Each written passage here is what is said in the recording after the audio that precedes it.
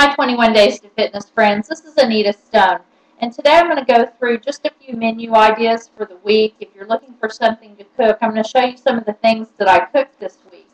One of the things that I make that's very popular with our family, and I tend to make it too often sometimes, and I have to make sure I don't because I don't want them to get tired of it, is my chicken enchilada casserole. And this is how I make it. Now I already made this, and we have already eaten some. But I'll take a baking dish pretty much like this. I have another glass one that I use sometimes. And on the bottom layer, you can see we've already eaten some of this one. And on the bottom layer, I'll put salsa, and then a layer of corn tortillas, then a layer of whatever meat you want. On this one, this time I had browned a pound of ground turkey, and I put half of it in some spaghetti. And so I put the other half on half of this enchilada casserole, and then I had some baked chicken that I put on the other half. So your layer of your meat next, and then I'll use some type of a cheese like this. So when you buy these cheeses, you really can't get these fat-free. They're not really high fat, but you don't want to just eat a whole jar either. It's 3 grams of fat for 2 tablespoons. So one serving of this chicken enchilada casserole would probably not have more than 1 tablespoon of this cheese on it. What I usually do is I mix this with a third water or half water, because when this bakes, the corn tortillas want to soak up some water. And so we want a little bit of water in there. So then I'll put a layer of cheese, and then I'll put a layer of usually refried beans, fat-free. Sometimes if I have black beans made, I'll drain those and put a layer of black beans, something like that. And then just keep on layering it till the top. You just have a layer of corn tortillas on the top. So you can just layer that in whatever way you like it. If you like more meat, put more meat in there. I kind of just put even amounts of every layer. And then on the very top, you'll need something moist. So on this time when I made it, I put another layer of cheese on top. Sometimes I'll put a layer of salsa. And then I cover it with foil like this and bake it with foil over it because you want it to stay moist. And then when we eat it, we'll top it with lettuce, tomato, black olives, fat-free sour cream, sometimes some fat-free. Get in the habit of buying this. This is the fat-free shredded cheddar cheese. This is Kraft. You can buy it. I think I've only found one other brand. Albertsons has it, I think. Walmart doesn't have one. But this is 9 grams of protein per quarter cup. I mean, this is just an unbelievable food. It's only 45 calories, and you get 9 grams of protein. So just put this over the top. Now, you can't bake with it, so you can't put it in your casserole before you bake it. You can put it on top after you're done. Okay, something else I made this week. I made another pasta salad. We haven't had it in a couple of weeks. And so I made just a regular suddenly salad pasta salad, Caesar flavor, but I like the bacon too. And then I've already put black olives and celery in here. And then I'll also add either a can of tuna or a can of chicken.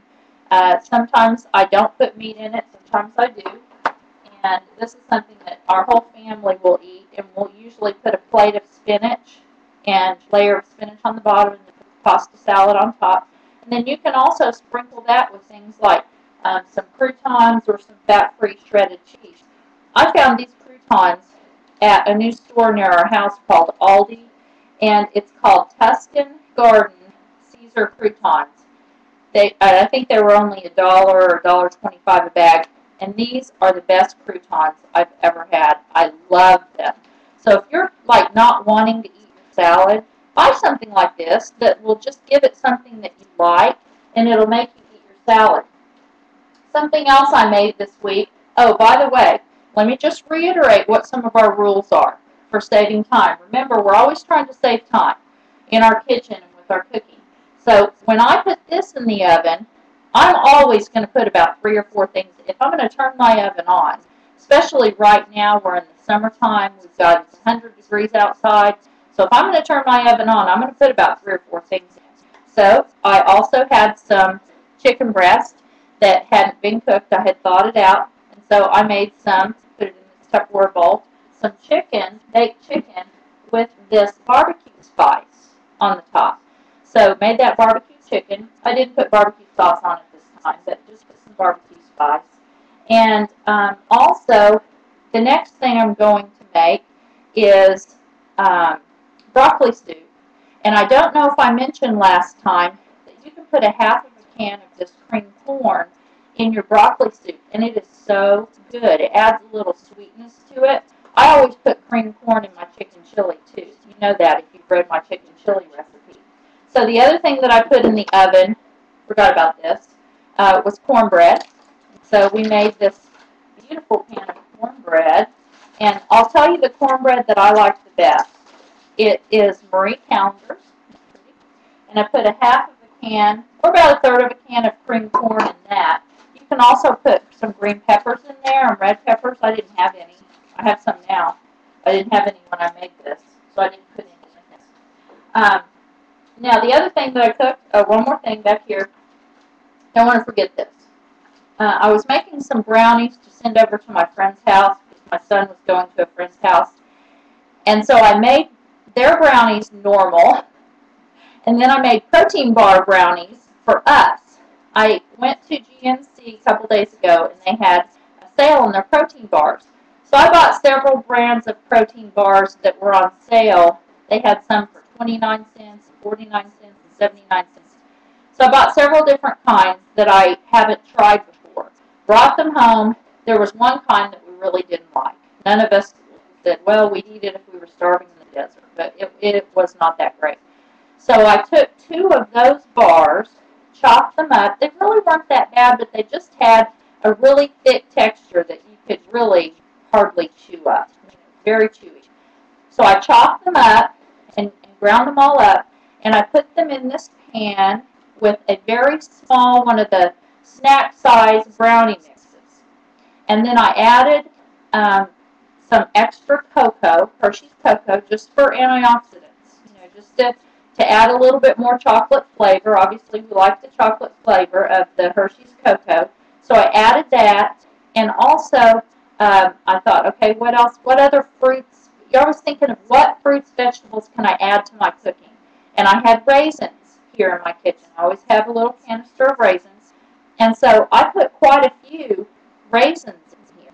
And the protein bars already had a lot of nuts.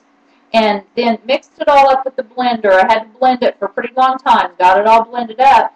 And then baked it into protein bar brownies.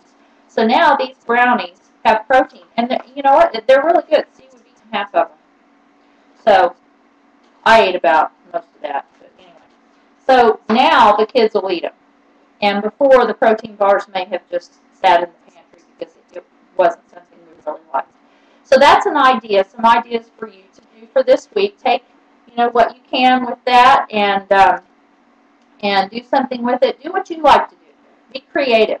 And I hope that helps you this week with your cooking. Be sure and leave comments on the blog if you want to, and give me any ideas you have, and I'll share them with others. Thanks for visiting me, and thanks for watching.